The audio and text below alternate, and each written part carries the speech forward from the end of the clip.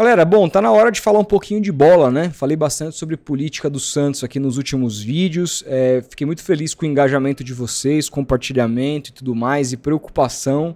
Eu sei que são vídeos que vão render menos views, mas pelo que eu esperava, foi mais positivo do que negativo. Eu gostei bastante da interação e da importância que vocês deram para tudo isso. Existiu aí, a partir do vídeo, vários detratores, defensores dessa gestão e tudo mais, como se eu fosse oposição, né? Que não tem absolutamente nada a ver. Cansei já de elogiar essa gestão, tentando aí me difamar, dizendo que eu estou completamente equivocado, etc e tal, mas faz parte do jogo. Quando você mete com política de clube, nunca vai ser um mar de rosas, né? Só que agora chegou a hora de falar um pouco de bola. Afinal, aí o Santos, o Caixinha levou a campo na manhã da última quarta-feira, até abri aqui para conferir direitinho, um esboço de time que pode vir a enfrentar o Vasco no domingo. Existem algumas questões aqui que a gente precisa falar, e eu vou falar, como por exemplo o Soteldo, que não treinou porque tinha jogado pela sua seleção, ele que deve voltar aí aos treinamentos do Santos, não sei se chega nessa quinta, se chega amanhã na sexta, como que vai ser os treinos dele, se o fato dele ter jogado vai fazer com que o Caixinha utilize só ali como opção de banco para esse jogo do final de semana para preservá-lo fisicamente, afinal teve uma viagem também, ou se ele vai como titular e se for em qual posição. Tem tudo isso. O Neymar a gente sabe que está fora do jogo contra o Vasco, deve estrear na segunda rodada no dia 6 contra o Bahia na Vila Belmiro. Essa deve ser a previsão com relação ao Neymar. Inclusive tem coisa para falar do Neymar também, né? Porque saiu uma matéria agora do Lucas Mussetti dizendo que Santos e Neymar esconderam a lesão. E aí, assim, mentiram pra gente, né? Tudo para que muita gente passasse pano para os episódios do Neymar indo pro carnaval machucado ou nas vésperas de uma convocação indo para uma festa de arromba que deu o que falar, né? Mas enfim, cara, já foi. E eu só lamento, né? Nem o Santos tá na dele de proteger o seu jogador, o staff do Neymar tá na dele de proteger a imagem do seu atleta, o Caixinha tá na dele de, proteger tudo isso porque é o principal jogador do time dele, é o time que paga o salário dele, então ele tem que comprar essa narrativa. Ele novamente afirmou no Esporte por Esporte que o Neymar não foi pro carnaval machucado. Eu entendo isso, ele não tem como falar algo que é fora da narrativa oficial. Agora, o que eu lamento é esse setorismo santista, na verdade o jornalismo como um todo esportivo, que, assim, desculpa, já viveu momentos muito melhores, né? Falta de investimento nas grandes empresas de mídia. Isso faz com que, cara, muitas pessoas simplesmente buscam a narrativa oficial, a narrativa do staff do jogador, a narrativa do clube. Eu fico feliz de nunca ter engolido essa história. Nunca ter engolido essa história, e vocês são testemunhas disso em todos os vídeos que eu fiz aqui a esse respeito. E agora tá mais claro do que nunca que tinha lesão sim, e o senhor Neymar foi muito pouco responsável indo curtir um carnaval às vésperas de uma semifinal e indo, né, para uma festa aí às vésperas da convocação. Uma tristeza, e é para lamentar. Se ele vai uma hora crescer, aprender, a gente espera que sim, mas fico feliz de ter estado no lado certo da história nesse momento. Mas ele tá fora, mas é isso, assim, o time foi montado, a gente tem que falar bastante sobre esse time. Antes, gostaria de pedir o like, gostaria de pedir que se inscrevesse no canal, gostaria de pedir que se tornasse membro, gostaria de dizer para vocês que é muito importante que vocês... inclusive tem vídeo meu aqui essa semana exclusivo para membros falando do Aguaio, como ele pode ser no Santos o futuro bom tempo. Eu explico a lógica desse raciocínio nesse vídeo. Se você quiser assistir, é só se tornar membro apertando o botão Seja Membro aqui embaixo ou no link na descrição. Fechado? Então vamos falar, porque olha, na matéria do Diário do Peixe, eu vou até abrir aqui, o Santos foi escalado na quarta-feira pelo Caixinha, teve um esboço de time que treinou para enfrentar o Vasco. Vamos lá, Gabriel Brazão, JP Sherman, Gil, Zaivaldo e Escobar. Até aí nenhuma novidade, né? O Gil ganhou a posição mesmo, o Zaivaldo é titular, o Escobar é titular, o Sherman é o titular da posição. Importante dizer que na matéria diz aqui que o Aderlan segue em transição e participou de parte do treinamento. Isso é muito bom, deve estar à disposição logo. Isso é bom para disputar a posição ali com o Sherman. Eu acho que o Aderlan vai ganhar essa posição. Eu gosto muito do Aderlan. Aí João Schmidt e Bom Tempo, que são os volantes que ganharam a posição na reta final do Campeonato Paulista. Muito feliz da manutenção do Bom Tempo. Eu vou até pular o meio aqui, porque no ataque tem Roleiser pela direita, né? Vamos lembrar que o Soteldo não estava nesse treinamento. Guilherme na esquerda e o Tiquinho Soares lá na frente. Sem nenhuma novidade, né? A novidade desse treino foi o camisa 10, entre aspas, o cara que jogou de meia centralizado nesse time, que foi o Álvaro Barreal. E isso quer dizer para mim muitíssimas coisas. Vamos conversar sobre Álvaro Barreal como 10. Primeiro que é o seguinte, né? O Caixinha na coletiva, quando ele fala pela primeira vez do Álvaro Barreal, ele fala que imagina o Barreal fazendo todas as funções do lado esquerdo do campo. Ele fala de ala, ele fala de ponta e ele fala de meia esquerda. Certo? Beleza. Nessa função aqui, ou ele vai, se o Barreal treinou nessa função como 10, ou ele vai jogar num 4-2-3-1 se o Barreal vier a ser titular contra o Vasco. Ou ele vai jogar no 4-2-3-1 que o Barreal vai ser o meia centralizado, ou ele vai jogar numa espécie de 4-1-2-3, que significa você adiantar um pouquinho o Bom Tempo pela direita, como meia direita, ao lado do Barreal fazendo a meia esquerda, e com na direita o Roleiser ali e o Sherman fazendo a triangulação com o Bom Tempo, e na esquerda o Escobar e o Guilherme fazendo a triangulação com o Barreal. O Santos jogou muitas vezes assim. Você pode reparar que quando o Neymar joga nessa posição, que é a posição do Neymar, né, ele cai muito mais para a esquerda do que pela direita, e ele fica porque o Bom Tempo tem essa função de, embora no momento defensivo recompor a segunda linha de 4, no momento ofensivo ele cai como se fosse um meia-direita. Ele sofre um pênalti contra o Curitiba no amistoso dessa forma, caindo como um meia-direita, né? Então eu acho que é essa a alternativa aqui do Caixinha, que condiz com o que ele falou do Barreal lá atrás. Vamos lembrar que nos últimos jogos o Barreal foi relacionado no Santos como lateral esquerdo. Contra o Curitiba ele acaba sendo titular, faz uma boa partida como lateral esquerdo, num jogo que ele foi pouco exigido defensivamente, né? E ofensivamente ele foi muito bem. Mas ele já vinha ido para o banco como lateral, como opção para lateral esquerda nos jogos do Campeonato Paulista que o Escobar vinha sendo titular, ele ainda não havia entrado.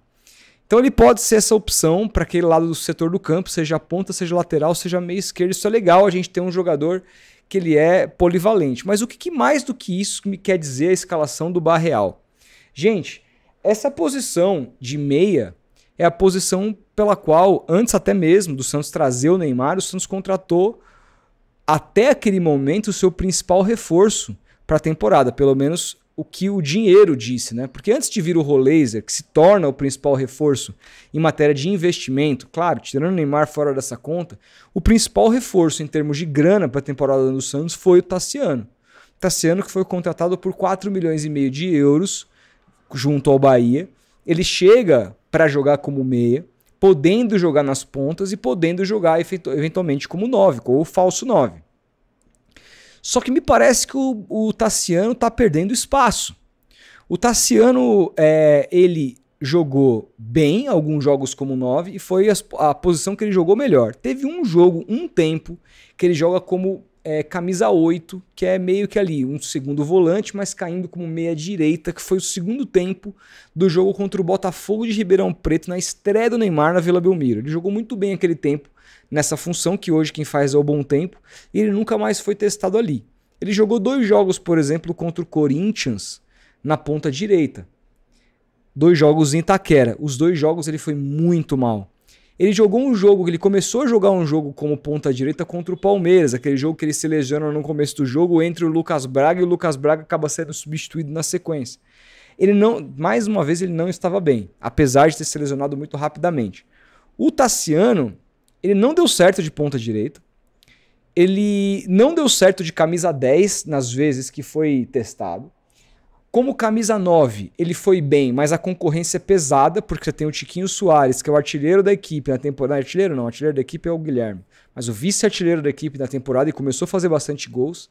Você tem o David Washington pedindo para passagem pelo segundo tempo que ele fez diante do Curitiba. Então ali o Tassiano não vai jogar. Onde o Tassiano pode jogar? Na ponta esquerda? Bom, ali eu acho difícil, porque você tem o artilheiro do Santos do Campeonato Paulista, que é o Guilherme, e eventualmente, numa necessidade, você pode ter o Soteldo. A gente não sabe até se o Soteldo vai ser titular nessa posição. Então ali você tem Soteldo e Guilherme. E a própria concorrência do Álvaro Barreal, que o Caixinha disse que pode jogar por ali. Aí você tem na meia.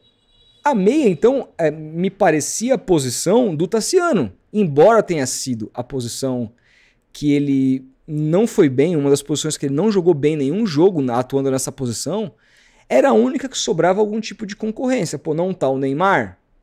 Talvez jogue o Soteldo. Pô, mas o Soteldo foi mal contra o Corinthians ali. Talvez jogue o Tassiano ali. E, cara, você não tem o Neymar lesionado para esse treinamento. Você não tem o Soteldo na seleção para esse treinamento. E você escala o Barreal para essa posição, é o Caixinha mostrando que o Tassiano perdeu muito lugar nessa fila do Santos. Ficou para trás. Ficou para trás. Pode eventualmente entrar nas partidas, é um jogador experiente, pode ajudar, mas nesse momento, com o elenco que o Santos montou e com o desempenho do Tassiano no Campeonato Paulista, o Tassiano ficou para trás. E aí, assim, um jogador como o Tassiano ficar para trás, nada além do normal, nada além do que ele já viveu em toda a carreira dele. O Tassiano nunca conseguiu ser titular em time grande. Ele passou pelo Santos lá atrás, passou pelo time B, o Dorival gostava dele, foi embora. Aí jogou pelo Boa Esporte, não sei o que, foi pro Grêmio. No Grêmio, ele viveu bons momentos, mas sempre jogando ou titular, quando o Grêmio jogava com o time B, ou vindo pro segundo tempo, entrando como reserva. Ele sempre foi jogador do time B do Grêmio, assim, do time de suplentes. Nunca foi titular absoluto do Grêmio. Ele vai pro Bahia, ele vira esse titular. De fato, ele faz um ano muito bom. Mas até agora ele não mostrou isso no Santos. E o Santos me gasta 4,5 milhões de euros nele. O Santos está aí que pode ter um transfer ban por conta de uma dívida de 2,5 milhões de euros do Baço, por exemplo. Mas o Santos preferiu gastar com o Tassiano do que pagar a sua dívida. Enfim, parcelando dívida de outros atletas, como o Joaquim, que o Santos já inclusive vendeu, recebeu o dinheiro e não pagou o Cuiabá, mas preferiu comprar o Tassiano. Sabe, eu acho que essa contratação está caminhando para um flop danado e está caminhando para ser o grande erro até agora dessa gestão. A gente fala de Patrick, e é verdade, o Santos deu 3 anos de contrato para o Patrick, pagou $1 milhão no Patrick, que não conseguiu jogar nem sequer a Série B, está emprestado, mas $1 milhão, né? É muito alto, é um absurdo, tem que ser criticado. Agora, 4,5 milhões de euros. A gente está falando da segunda maior venda do futebol nordestino na história, que é a venda do Tassiano para o Santos, sabe? E o jogador hoje está sendo preterido por qualquer um. Eu nem falei aqui do Veron, por exemplo, que pode ser opção tanto na ponta direita como na ponta esquerda e que jogou muito bem, foi um dos melhores jogadores do Santos contra o Curitiba. Ou seja, com o volume de jogadores que o Santos tem hoje à disposição, né, no time, e o Tassiano ter jogado melhor no jogo, né, como 9, mas uma posição que hoje tem 2 caras que são melhores do que ele, não me parecia que o elenco do Santos precisava desse cara. É óbvio que o Campeonato Brasileiro é longo, é óbvio que você precisa de um elenco, mas eu acho que se ter o Tassiano ali, você vai pagar 4,5 milhões de euros para ter um jogador que você vai usar de vez em quando, era melhor ter um cara da base.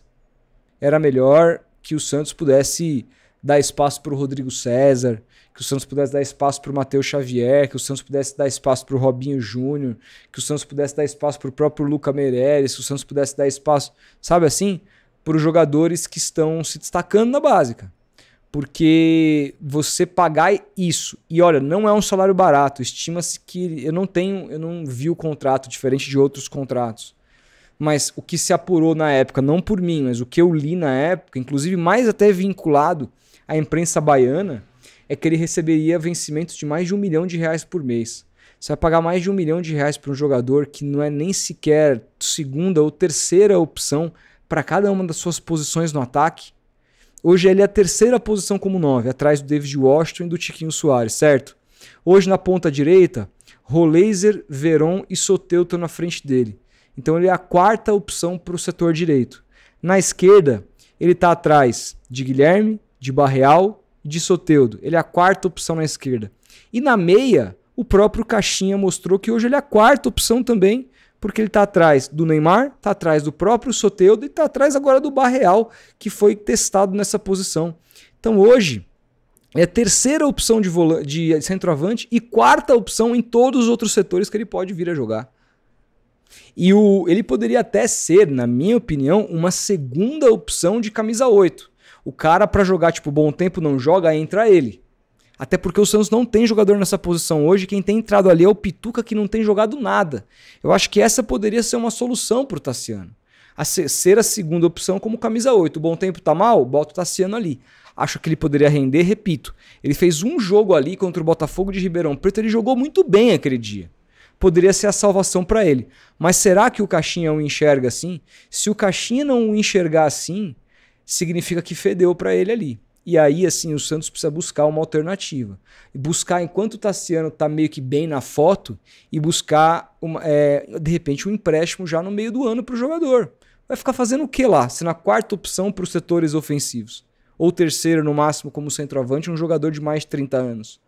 Como terceira opção, você tem que ter um cara da base. Como quarta opção, você tem que ter um cara da base. Não pode ser o Tassiano.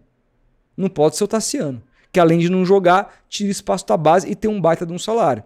Que o Santos, cara, de repente, tente emprestar o jogador, que tente... Porque se essa for a visão do Caixinha com relação ao Tassiano, não faz o menor sentido o Santos continuar com o jogador, ainda que tenha pago tão caro nele, até por conta dos seus altíssimos vencimentos. Quero saber o que você pensa. Comenta aí, a gente vai se falando. Um grande abraço, até o próximo vídeo.